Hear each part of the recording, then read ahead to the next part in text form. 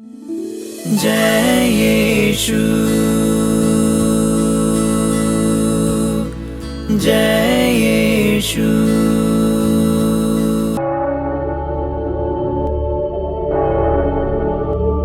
इस पावन रोटी को जब जब मैं देखता हूँ, तब याद आता है तेरा वचन। मैं तेरे साथ रहूँगा, मैं तेरे साथ रहूँगा।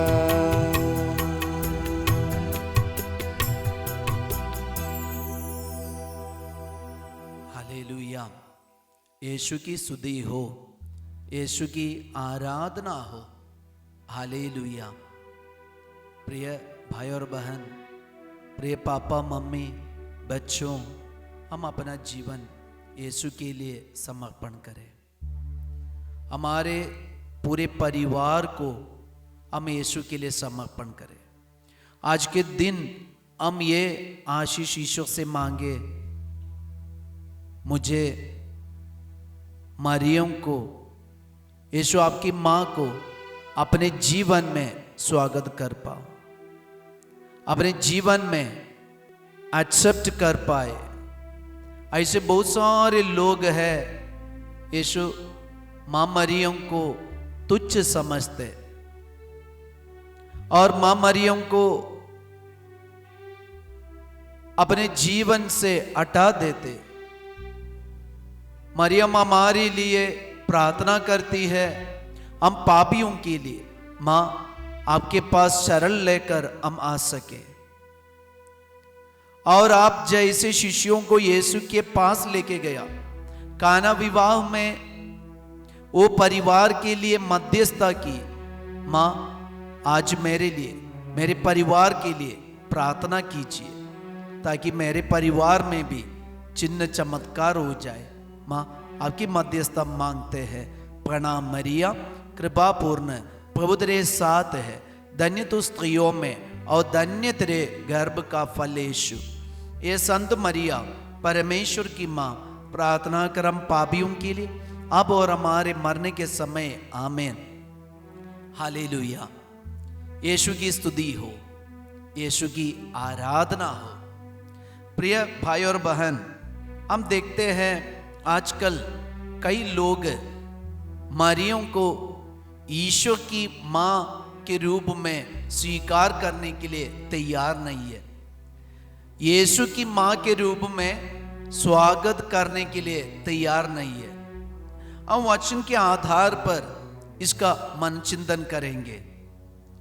संत योहन का सुसमाचार अध्याय 1:1 में हम पढ़ते हैं, आदि में शब्द दे, शब्द ईश्वर के साथ दे और शब्द ईश्वर था। तो ये यीशु का जन्म कैसे हुआ है?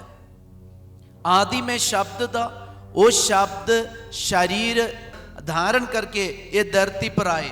योहन का सुसमाचार अध्याय 1:14 में लिखा है, शब्द ने शरीर धारण कर हमारे बीच निवास किया, हमने उसकी महिमा देखी और वह पिता के एकलौते की महिमा जैसी है, अनुग्रह और सत्य से परिपूर्ण। तो सत्य बनकर शरीर धारण करके आज ये धरती पर आए हैं। कलीसिया के इतिहास में हम देखते हैं, बहुत साल पहले कलीसिया के इतिहास में हम देख सकते हैं नेस्टोरियंस चर्च। ये नेस्टोरियंस चर्च कभी मरियम को ईशो की माता के रूप में एक्सेप्ट करने के लिए तैयार नहीं थे। उन्होंने ऐसे एक हेरेसी लोगों को सिखाया कि मरियम यीशु की माँ नहीं है और ईशो की माता नहीं है, और ऐसी की हेरेसी या विधर्मी शिक्षा, पाषंड वे लोगों के बीच में फैला दिया। इसके चलते बहुत सारे लोग चर्च से अलग होने लगा। और बाद में हम देखते हैं जब बेनेडिक्ट पापा, उन्होंने एक किताब लिखा है, हमारे स्वर्गीय बेनेडिक्ट पापा, जीसस ऑफ नासरत, वो किताब में संत पापा ये समर्थन करते हैं कि यीशु का ईश्वरीय स्वभाव और मनुष्य स्वभाव ये दोनों अलग नहीं कर सकते, सेपरेट नहीं कर सकते। ये दोनों सृष्टिकर्ता और सृष्टि, ये दोनों का रिश्ता मजबूत कर देता है। तो संत पापा में ये शिक्षा देते, कलीसिया भी हमें ये सिखाते हैं, यीशु का ईश्वरीय स्वभाव और मनुष्य स्वभाव ये दोनों कभी सेपरेट नहीं कर सकते। ये दोनों एक ही व्यक्ति के अंदर है, यीशु के अंदर है। तो पुत्र, पिता का पुत्र मसीह मनुष्य बनकर और ईश्वर मनुष्य बनकर ये धरती पर शरीर धारण करके जन्म लिया है। मतलब प्रिय भाई और बहन, यीशु के अंदर ये दोनों गुण है, ईश्वर का और मनुष्य का। और संत मत्ती का सुसमाचार अध्याय 1 वसंज्ञा 18 से 23 तक, saint Matthew chapter 1 verses 18 to 23, वहां हम देखते हैं जब स्वर्गदूत आकर मरियम से कहते तुम गर्भवती होगी, पवित्र आत्मा से गर्भवती होगी और तुम पुत्र प्रसव करोगी, उनका नाम ईसा रखा जाएगा। और आगे पढ़ते हैं, देखो एक कुंवारी गर्भवती होगी और पुत्र प्रसव करेगी, उसका नाम इम्मानुएल रखा जाएगा, जिसका अर्थ है ईश्वर हमारे साथ है। तो हमारे साथ रहने के लिए ईश्वर का पुत्र मसीह इस धरती पर मनुष्य का शरीर धारण करके आया। तो उनका जन्म होना जरूरी है।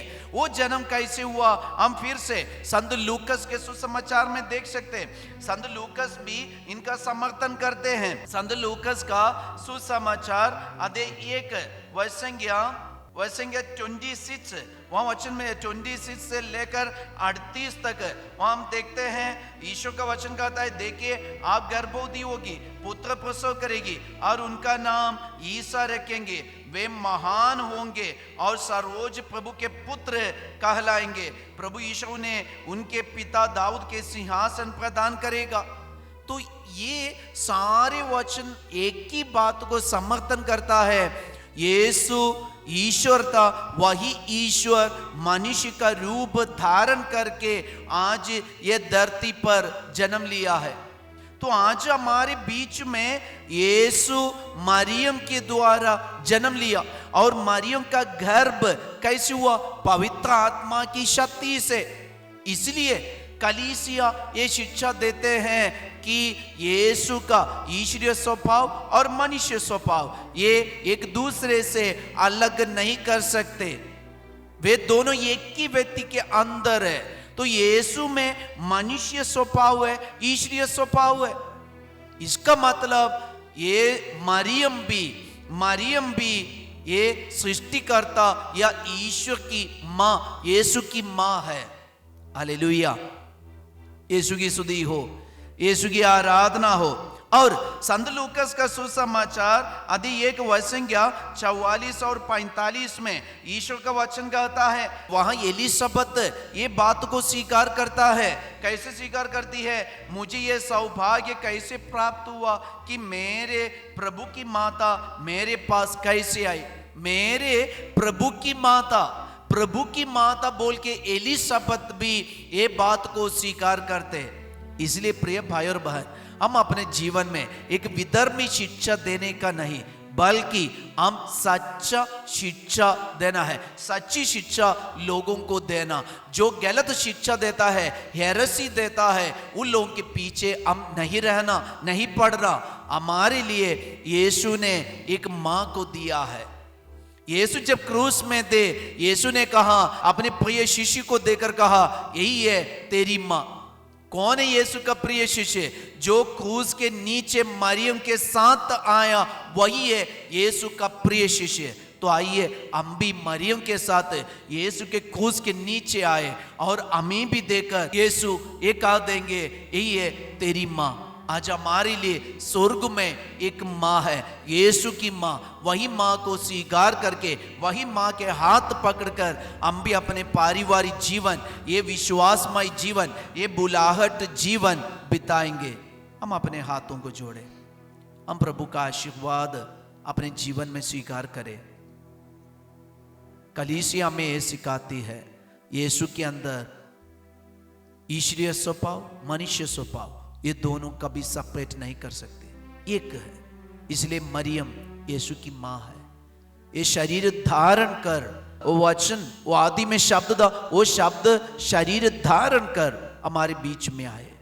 हम स्वीकार करें। आज परम प्रसाद में वही शरीर धारण करके, परम प्रसाद का रूप धारण करके हमारे बीच में है।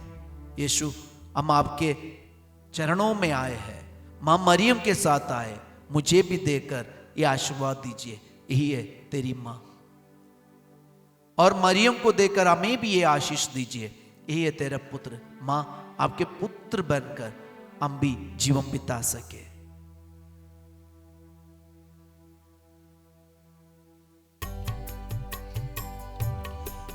आराधना हो, आराधना हो, प्रभु तेरी आराधना। आराधना हो, आराधना हो, प्रभु तेरी आराधना।